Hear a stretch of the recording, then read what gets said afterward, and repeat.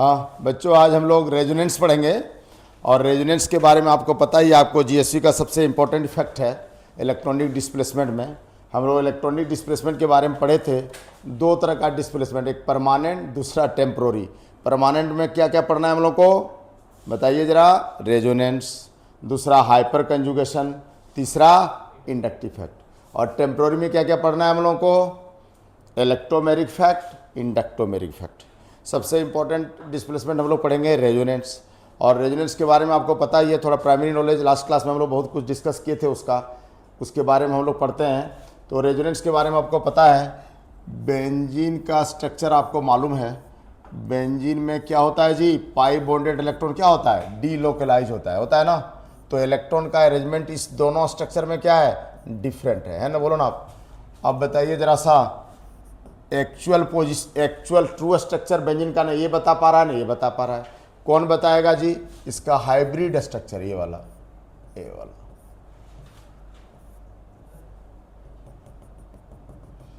तो देखिए इसमें क्या डिफरेंस है?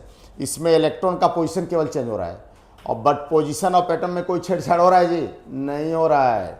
नंबर ऑफ अनपेयर्ड इलेक्ट्रॉन जितना इसमें है उतना इसमें है ना जी? हाँ, इसमें नंबर ऑफ पेयर्ड इलेक्ट्रॉन जितना है उसमें भी है ना जी? तो क्या डिफरेंस है? केवल इलेक्ट्रॉन का अरेंजमेंट में डिफरेंस है। फॉलो कर दो बात को। तो अल्टीमेटली ये दोनों को हम लोग क्या बात करते हैं जी? Resonating structure. क्या बोलते हैं? रेजोनेटिंग स्ट्रक्चर, या इसको हम लोग क्या बोलते हैं जी? कैनोनिकल स्ट्रक्चर भी बोलते हैं। क्या बोलते हैं? Canonical structure. तो देखिए रेजोनेंस किसको बोलते हैं? Different electronic arrangement of A molecule in which position of atoms and number of paired and unpaired electron remain same, known as resonating structure, and the phenomenon is known as resonance। तो देखिए pi bond का position तो ऐसा दिखा रहे हैं तो गलत है, ऐसा दिखा रहे हैं तो भी गलत है। क्यों? क्योंकि ये डीलोकलाइज है, घूम रहा है जी, पोजीशन फिक्स नहीं है। तो एग्जैक्ट बेंजीन का स्ट्रक्चर क्या होगा? ये वाला, जिसमें हम लोग पाई को कैसे दिखा रहे हैं? डीलोकलाइज पोजीशन में। और इसी को हम लोग क्या बोलते हैं जी? Resonance hybrid. क्या बोलते हैं? Resonance hybrid. फॉलो कर तो बात को। या इसको क्या बोलते हैं हम लोग? True structure of benzene. या इसको हम लोग क्या बोलेंगे जी? True structure of benzene. क्या फॉलो कर तो बात को? तो नेचुरल बात है, आप रेजोनेंस अच्छा समझ गए। Different electronic arrangement of A molecule in which position of atoms and number of paired and unpaired electron remain same, known as resonating structure, and phenomenon is known as resonance। Clear है? और आपको मालूम है जहाँ resonance होता है भाई, उसका एनर्जी क्या हो जाता है? घट जाता है। और स्टेबिलिटी क्या हो जाता है? बढ़ जाता है। तो नेचुरल बात है, हम लोग बात करते हैं रेजोनेंस एनर्जी कैसे निकालते हैं। आप मान लो बेंजीन में सारा बॉन्ड का एनर्जी जोड़ दो, तो एक्चुअल में जो एनर्जी हुआ इसको हम लोग क्या बोलेंगे? Bond energy calculated. जो एनर्जी बॉन्ड का है सारा जोड़ दीजिए, उसको क्या बोलेंगे? Bond energy calculated. But actual energy जो इसका है उसको हम लोग क्या बोलेंगे? Bond energy observe. Bond energy observe. तो नेचुरल बात है, इसमें एनर्जी कितना होना चाहिए? इतना है, कितना? इतना। तो अल्टीमेटली दोनों का डिफरेंस क्यों आया? क्योंकि इसमें रेजोनेंस है। तो यही डिफरेंस जो हुआ, बॉन्ड एनर्जी कैलकुलेटेड और बॉन्ड एनर्जी हम लोग बात करते हैं ऑब्जर्व, इसी को क्या बोलते हैं हम लोग? Resonance energy. क्लियर है? और रेजोनेंस एनर्जी जितना ज़्यादा होगा स्टेबिलिटी ऑफ मॉलिक्यूल उतना ज़्यादा होगा। तो रेजोनेंस एनर्जी हम लोग किसको बोलते हैं जी? Bond energy calculated minus bond energy observe. Clear है? और इसी में हम लोग क्या बात करते हैं? कंडीशन फॉर रेजोनेंस बताए थे लास्ट क्लास में, आज जरूरत नहीं है रिपीट करने का। A5 निमोनिक्स था इसके राय का। क्या निमोनिक था? A5, 4 अल्टरनेट और 1 एडजेसेंट में। याद है ना सबको? आदन जी क्या क्या अल्टरनेट था एक बार बोलिए? लास्ट क्लास में हुआ था पाई बॉन्ड था ना। अगर अल्टरनेट रहे तो रेजोनेंस होता है। फिर पाई बॉन्ड कार्बोकेटाइन अल्टरनेट रहे तो रेजोनेंस होता है। फिर पाई बॉन्ड कार्बेनाइन या लॉन पेयर बताए थे ना। कार्बेनाइन में भी इलेक्ट्रॉन 2 ठो, लॉन पेयर में भी इलेक्ट्रॉन, तो यहाँ पर रेजोनेंस होता है। फिर क्या बताए थे? पाई बॉन्ड और फ्री रेडिकल अगर अल्टरनेट हो तो रेजोनेंस होता है। 4 जगह समझ में आ गया ना? ये 4 जगह, इसको A4 हम बोलते हैं शॉर्ट में। 4 अल्टरनेट में रेजोनेंस होता है। और एक एडजेसेंट क्या बोले थे? आधा ना लास्ट क्लास में? क्या क्या? कार्बोकेटाइन बोलिए। कार्बोकेटाइन और कार्बेनाइन, या कार्बोकेटाइन और लॉन पेयर। अरे कार्बेनाइन के पीछे पीछे चलता है ऑर्गेनिक केमिस्ट्री में, कौन? लॉन पेयर नहीं चलता है। तो इसको हम लोग क्या बोलते हैं जी? एडजेसेंट। तो ये वो एडजेसेंट और 4 ठो अल्टरनेट में रेजोनेंस होता है। तो केमिस्ट्री की दुनिया में आप क्या करिएगा?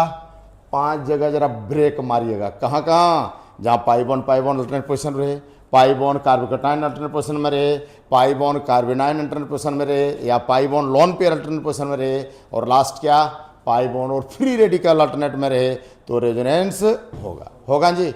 और एडिशन में क्या बोले, कार्बोकेटाइन और कार्बेनाइन, या कार्बोकेटाइन और लोन पेयर। तो इतना बात ध्यान रखिएगा तो आपको पता चल जाएगा भाई रेजोनेंस कहाँ होता है, फिर आगे का कार्रवाई चलेगा। फॉलो करते हो ना बात को। अल्टीमेटली ये चीज़ रहेगा तो इसमें स्टेबिलिटी होगा, SBR होगा, स्टेबलाइज बाय रेजोनेंस होगा। और एक ठो एक्सेप्शन भी बताए थे, याद है ना? हेलो, कार्बोकेटाइन और लोन पेयर अल्टरनेट रहे तो क्या बोले थे, रेजोनेंस होता है ना। लेकिन एक्सेप्शन क्या बताए थे, बताइए। अरे एक्सेप्शन नहीं बताए थे ये वाला, मंत्री और संतरी में जंग हो तो जंग कौन जीतता है जी, मंत्री। याद है कुछ? अरे भाई इस पर पॉजिटिव चार्ज है तो इसमें एस करेक्टर आ गया, तो एस करेक्टर आया मतलब न्यूक्लियस के नज़दीक थोड़ा ज़्यादा हो गया, तो न्यूक्लियस में बगल में जाके इलेक्ट्रोनेगेटिव हुआ है। अरे ये तो खुद इलेक्ट्रोनेगेटिव है, लो 3.5। और इसमें एस करेक्टर कितना होगा बोलो, sp2 नहीं। अरे केमिस्ट्री की दुनिया का सारा कार्बोकेटाइन क्या होता है, sp2। लेकिन 2 जगह छोड़ के देखेंगे हम लोग आगे। हाँ 2 जगह क्या होता है, sp होता है, बाद बाकी सब क्या होता है जी, sp2। तो जब ये sp2 रोज परसेंटेज करेक्टर कितना हुआ, 33 नहीं हो गया, 3 गो में हुआ है तो 33% है। तो अल्टीमेटली देखो हम लोग बात करते हैं जब भी लॉन पेयर है, यहाँ है ना लॉन पेयर या पाई बॉन्ड और कार्बोकेटाइन। यहाँ देखिए पाई बॉन्ड और कार्बोकेटाइन बोले थे अल्टरनेट से रेजोनेंस होना चाहिए ना, तो ये पाई बॉन्ड इधर आना चाहिए ना, लेकिन बोलता है ऑक्सीजन नहीं ले जाने देंगे, तो रेजोनेंस हो पाएगा नहीं, क्योंकि उससे ज़्यादा इलेक्ट्रोनेगेटिव हम है ना। तो कहने मतलब पाई बॉन्ड और कार्बोकेटाइन अल्टरनेट रहे तो रेजोनेंस होता है, अभी पढ़े हम लोग, लेकिन इस जगह नहीं होगा, याद रखिएगा। जब ऑक्सीजन उस बॉन्डेड पेयर को पकड़ के रखा है ना पाई बॉन्ड को, फिर बोलता है नो SBR। फॉलो कर तो बात को, क्लियर है? चलिए आज इसको आगे कंटिन्यू करते हैं हम लोग, और क्या पढ़ते हैं, factor affecting stability of resonating structure. Factor affecting stability of resonating structure, जिसको नोट करना है वो नोट करेगा। क्या जी, लिखिए पहला factor, non polar resonating structure are more stable than polar resonating structure. पहला फैक्टर यही था ना, non polar resonating structure are more stable than polar resonating structure. क्या फॉलो कर रहे हो बात को, non polar resonating structure are more stable than polar resonating structure. देखिए यहाँ पर क्या होगा, आप पाई बॉन्ड को इधर भी ले जा सकते हो या उल्टा डायरेक्शन भी ले सकते हो। क्या होगा जी रेजोनेटिंग स्ट्रक्चर इसका, यहाँ हम लोग बात करते हैं CH2 CH double bond CH और इधर CH2, तो अल्टीमेटली इस पर क्या होगा प्लस, इस पर क्या होगा माइनस। तो देख रहे हो आप, ये वाला क्या है जी, नॉन पोलर है, ये क्या है, पोलर है ना। तो बोलिए नॉन पोलर में और पोलर में ज़्यादा स्टेबल कौन होता है, नॉन पोलर। क्लियर है? तो ज़्यादा स्टेबल कौन होगा जी, ये वाला होगा।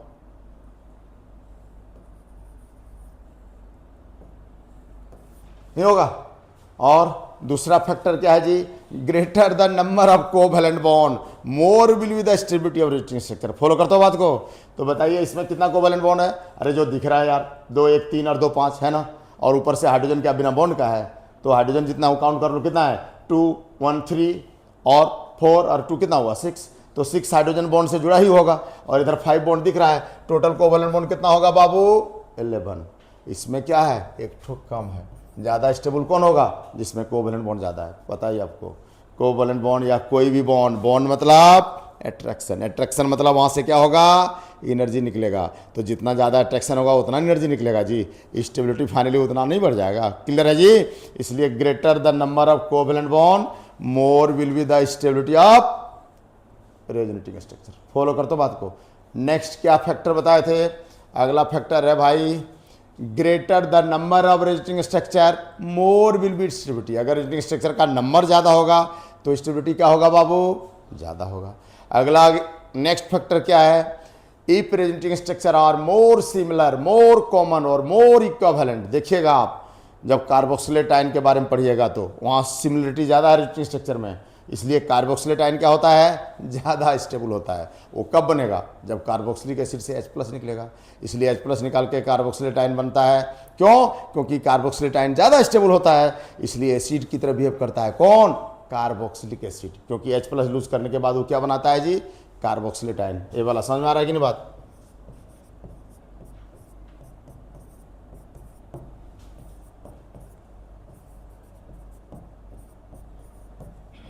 देखो सिमिलरिटी नहीं है दोनों कार्बन स्ट्रक्चर में, यहाँ भी एक ऑक्सीजन डबल बॉन्ड है, यहाँ भी एक डबल बॉन्ड है, यहाँ भी ऑक्सीजन पर नेगेटिव चार्ज, उधर भी नेगेटिव चार्ज, इसलिए बहुत स्टेबल माना जाता है। बोलो मत को, तो if resonance structure are more similar, more common, more equivalent, then greater will be its stability. Clear, follow करते हो बात को। अगला हम क्या बात किए थे, if A resonance structure contain electropositive, sorry, if a resonating structure contain electronegative element which is negatively charged, then there is, हम लोग क्या बात करते हैं जी, इंक्रीज इन स्टेबिलिटी। मतलब अगर किसी रेजोनेटिंग स्ट्रक्चर में इलेक्ट्रोनेगेटिव एलिमेंट पर नेगेटिव चार्ज रहे तो उसका स्टेबिलिटी क्या होगा, ज़्यादा होगा। अगर किसी रेजोनेटिंग स्ट्रक्चर में इलेक्ट्रोनेगेटिव पर पॉजिटिव चार्ज रहे तो स्टेबिलिटी क्या होगा, कम होगा। इसको हम अपना निमोनिक से बोलते हैं। अरे केमिस्ट्री की दुनिया का सबसे मोस्ट इलेक्ट्रोनेगेटिव एलिमेंट कौन है, फ्लोरीन, फिर कौन है ऑक्सीजन, फिर कौन है नाइट्रोजन, फिर कौन है क्लोरीन। इसका कितना होता है न्यूट्री जी, 4.0 नहीं होता है। इसका कितना होता है 3.5, इसका कितना होता है 3.0। इस तरह से क्लोरीन का कितना होता है जी, क्लोरीन का भी होता है क्या, हाँ 3.0। तो नेचुरल बात हम लोग बात करते हैं, क्लोरीन को थोड़ा नीचे रखते हैं क्योंकि उसका साइज़ क्या है जी, उसका साइज़ क्या है जी क्लोरीन का, उसका साइज़ है क्लोरीन का हम लोग बात करते हैं 3.0 है, लेकिन साइज़ क्या है, बड़ा है। बड़ा परिवार दुखी परिवार, छोटा परिवार सुखी परिवार, इसलिए देखिएगा नाइट्रोजन को थोड़ा ऊपर रखते हैं हम लोग। फॉलो करते हो बात को। तो जो भी ये सब इलेक्ट्रोनेगेटिव एलिमेंट है, ये क्या करता है, दूसरा का इलेक्ट्रॉन को अपने तरफ खींचता है, तो इसलिए इसको हम बोलते हैं चोर। तो बोले चोर चोरी करके अपना घर आ गया तो इस पर क्या चार्ज होगा, माइनस। और चोर के घर में चोरी करने गया था, वो पता चला लौट के आया, उसी के घर में चोरी हो गया, तो बोलो गुस्साएगा कि नहीं, बोलो ना आप। अरे बहुत गुस्सा आएगा यार, गुस्साएगा कि नहीं, बोलो ना आप। और गुस्साने से स्टेबिलिटी क्या हो जाएगा, घट जाएगा। और चोर चोरी करके घर आएगा तो खुश ना होगा, स्टेबिलिटी बढ़ जाएगा। केमिस्ट्री की लैंग्वेज में बोलो तो इलेक्ट्रोनेगेटिव एलिमेंट पर अगर किसी रेजोनेटिंग स्ट्रक्चर में नेगेटिव चार्ज रहे तो स्टेबिलिटी बढ़ेगा, अगर पॉजिटिव चार्ज रहे तो घटेगा। क्लियर। नेक्स्ट हम लोग क्या बात करते हैं, अगला बात करते हैं कि भाई अगर इलेक्ट्रोपॉजिटिव एलिमेंट है कहीं, इलेक्ट्रोपॉजिटिव मतलब दानवीर कण जो बहुत आसानी से इलेक्ट्रॉन लूज करता है, जिसका आईपी कम होता है। केमिस्ट्री की दुनिया का सबसे मोस्ट इलेक्ट्रोपॉजिटिव एलिमेंट कौन है बाबू, सीजीएम, क्योंकि उसका आईपी सबसे कम है। तो जो भी इलेक्ट्रोपॉजिटिव एलिमेंट अगर इलेक्ट्रॉन देगा तो उस पर क्या चार्ज होगा, प्लस, और अगर वो इलेक्ट्रॉन लेगा तो क्या चार्ज होगा, माइनस। कहने मतलब कहीं रेजोनेटिंग स्ट्रक्चर में इलेक्ट्रोपॉजिटिव एलिमेंट पर अगर पॉजिटिव चार्ज रहेगा तो उसका स्टेबिलिटी क्या हो जाएगा, बढ़ जाएगा। अरे दानवीर कर्ण दान किया जी, इलेक्ट्रॉन दिया, पॉजिटिव चार्ज ही हो गया, तो दानवीर कर्ण दान करेगा, उसको क्या होगा, स्टेबिलिटी बढ़ेगा।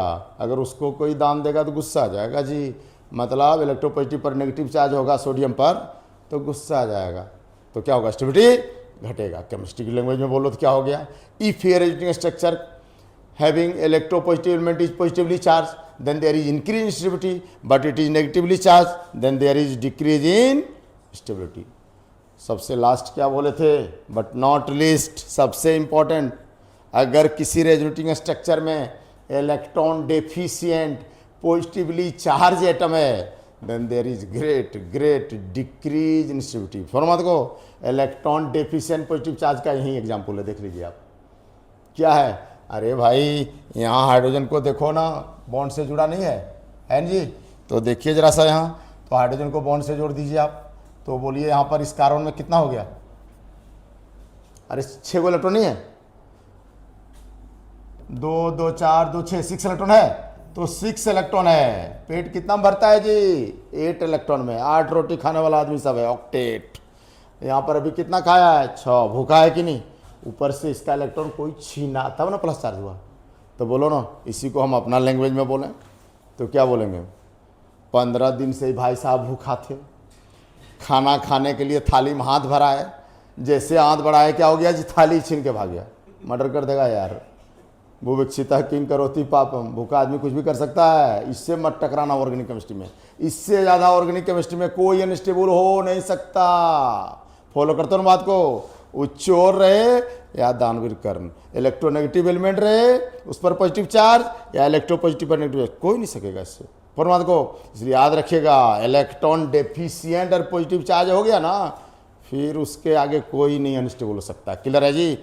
तो if a resonating structure contain electron deficient positively charge atom then there is great decrease in stability. बस इतना ही तो फैक्टर है यार स्टेबिलिटी का, इतना बात ध्यान में रखोगे, उसको अप्लाई करना सीख जाओगे, फिर सारा क्वेश्चन बनेगा स्टेबिलिटी का। क्लियर है, कोई दिक्कत नहीं है। अभी एग्जाम्पल आपको दिए हैं, और अच्छा एग्जाम्पल हम लोग प्रैक्टिस कर सकते हैं ना। तो देखिए ज़रा,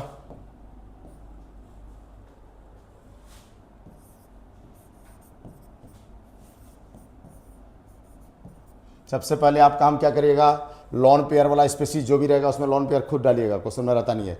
यहाँ कितना लॉन पेयर डाल दें, 2 डाल दें, क्लियर है। अब बोलो ये इलेक्ट्रॉन इधर जाएगा तो क्या होगा रे बाबू, ऐसा होगा CH2 डबल बॉन्ड, और वो पर पॉजिटिव चार्ज नहीं होगा, यहाँ 2 इलेक्ट्रॉन रहेगा, और क्या होगा यहाँ रे बाबू CH3।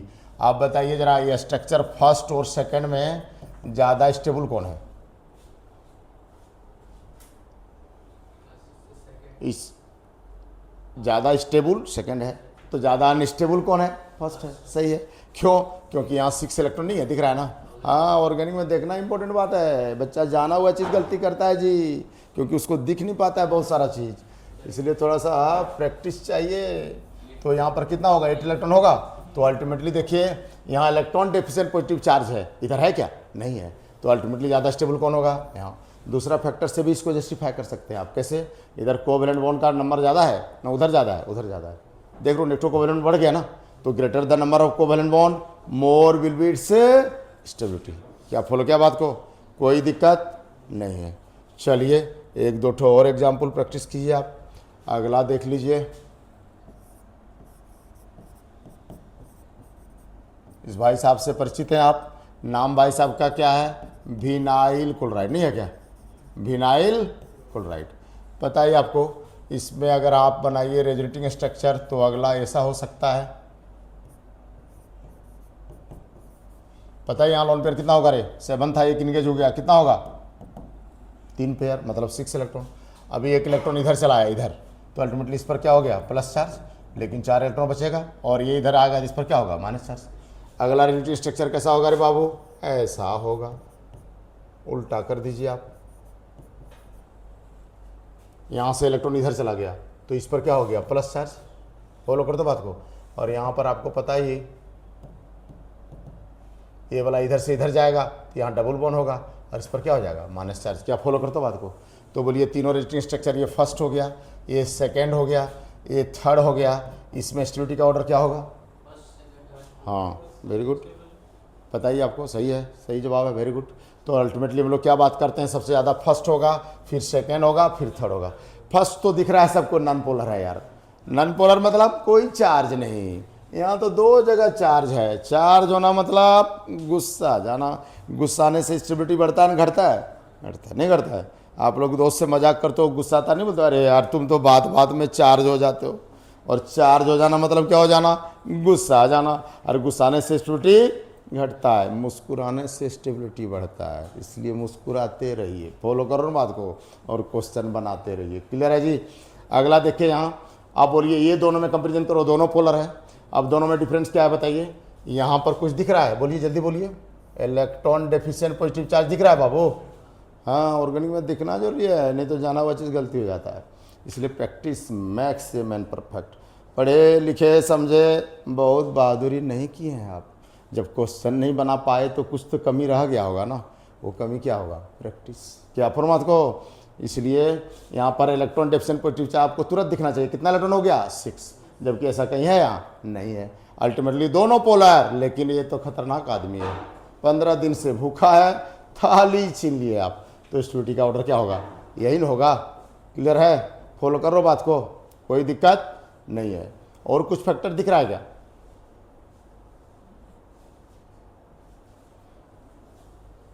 इधर देखो, एक्सटेंशन ऑक्टेट दिख रहा है क्या? अरे 2 बॉन्ड, 4 इलेक्ट्रॉन, उधर 6, कितना हो गया? 10।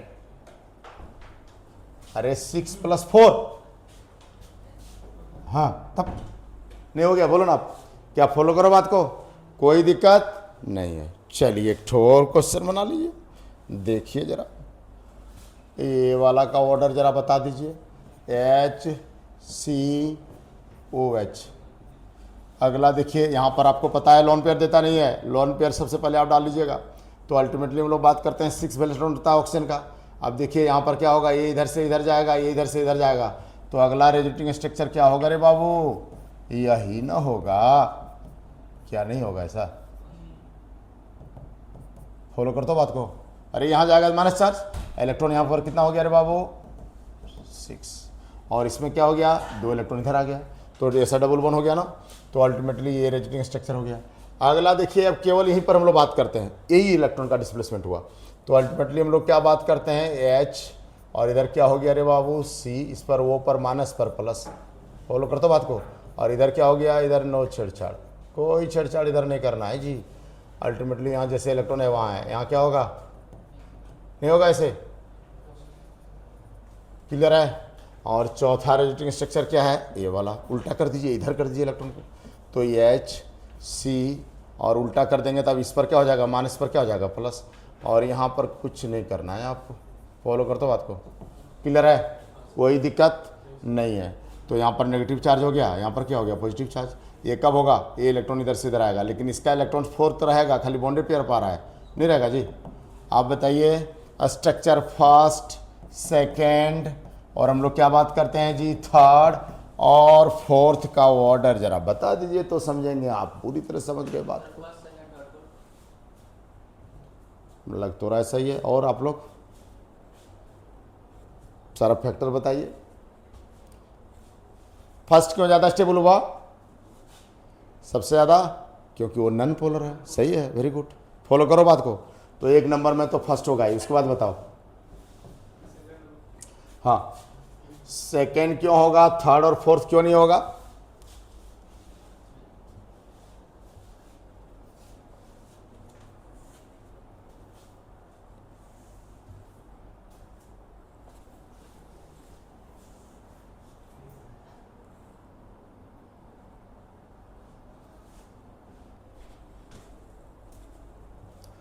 हाँ बताइए।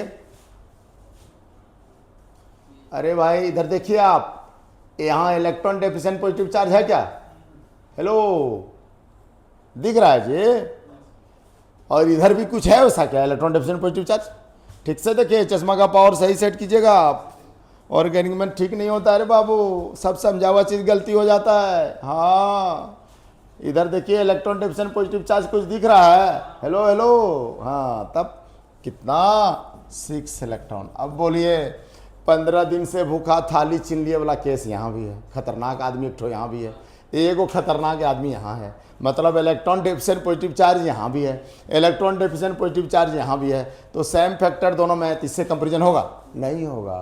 तो आप लौट चलें पीछे वाले फैक्टर की ओर, तो पीछे वाला फैक्टर जरा क्या है देखिए, तो क्या है पीछे वाला फैक्टर, यहाँ पर देखिए दोनों में क्या लग रहा है, इसके अलावा क्या डिफरेंस है दोनों में, ये बड़ा चोर है छोटा चोर, हेलो, अरे 3.5 मास लाने वाला चोर है, इसका न्यूट्री कितना है 3.5 नहीं है, और इसका कितना है जी 2.5। बड़ा चोर कौन है, कार्बन ना ऑक्सीजन, ज्यादा इलेक्ट्रोनेटिव कौन है, कार्बन ना ऑक्सीजन, ऑक्सीजन। तो बड़ा चोर के घर में चोरी हुआ, अरे बाबू यहाँ छोटा चोर के घर में चोरी हुआ है, कौन ज्यादा घुसाएगा, बड़का ने छोटका, बड़का। तो घुसाने से क्या होता है, स्टेबिलिटी बढ़ता है घटता है, तो अल्टीमेटली ऑर्डर क्या होगा, क्लियर हुआ, कहने मतलब जो फैक्टर सिमिलर हो जाए उससे बात नहीं बने तो जरा पीछे की ओर मुड़ लेते हैं हम लोग, तो फिर कंपेरिजन हो जाएगा, क्या होगा, अगला होगा 3rd, और नेक्स्ट क्या हो जाएगा रे बाबू 4th। क्या समझ में आया बाबू, कोई दिक्कत है क्या, कोई दिक्कत नहीं है। तो इस तरह से हम लोग स्टेबिलिटी का ऑर्डर सजा सकते हैं सारा फैक्टर याद रखने से, क्लियर है। एक बार दिमाग में फिर सजा लीजिएगा, A5 मतलब A4 और A1, तो 4 अल्टरनेट और रिएक्शन में क्या होता है, रेजोनेंस होता है। फिर फैक्टर क्या बताए पूरा नटसेल में एक बार हम लोग डिस्कस कर लेते हैं। क्या बोले, पोलर नन पोलर में ज़्यादा स्टेबल कौन होगा, नन पोलर। फिर क्या बोले, अगर कोवेलेंट बॉन्ड का ज़्यादा होगा नंबर तो स्टेबिलिटी क्या होगा, रेजिस्टिंग स्ट्रक्चर का ज़्यादा होगा। फिर क्या बोले, अगर नंबर ऑफ रेजिस्टिंग स्ट्रक्चर ज़्यादा होगा तो स्टेबिलिटी क्या होगा, ज़्यादा होगा। अगर रेजिस्टिंग स्ट्रक्चर सिमिलर होगा तो स्टेबिलिटी क्या होगा, ज़्यादा होगा। अगर कोई रेजिस्टिंग स्ट्रक्चर में इलेक्ट्रोनेगेटिव पर नेगेटिव चार्ज होगा तो क्या होगा, स्टेबिलिटी बढ़ जाएगा। अगर इलेक्ट्रोनेगेटिव पर पॉजिटिव चार्ज रहे तो स्टेबिलिटी घट जाएगा। अगर किसी रेजिस्टिंग स्ट्रक्चर में इलेक्ट्रोपॉजिटिव पर पॉजिटिव चार्ज रहे तो स्टेबिलिटी बढ़ जाएगा। इलेक्ट्रोपॉजिटिव पर नेगेटिव चार्ज रहे तो स्टेबिलिटी घट जाएगा। और अगर कोई resisting structure if a resisting structure contain electron deficient positively charge atom, 15 दिन से भूखा थाली छीन लिया आप, then there is great decrease in its next, इतना बेटर दिमाग में नहीं बैठा पाइएगा, उसको अप्लाई नहीं कर पाइएगा तो सब क्वेश्चन हवा में उड़ जाएगा। क्या है, कोई दिक्कत है क्या? कुछ नहीं। यही तो अंग्रेजी ऑर्गेनिक का ब्यूटी है। सारा बेसिक कॉन्सेप्ट को दिमाग में सजा के रखो, फिर उधर फ्रेम करने दो। क्या करेगा फ्रेम, इसी से न कुछ करेगा, आराम से बनेगा क्वेश्चन। क्लियर है, कोई दिक्कत नहीं है।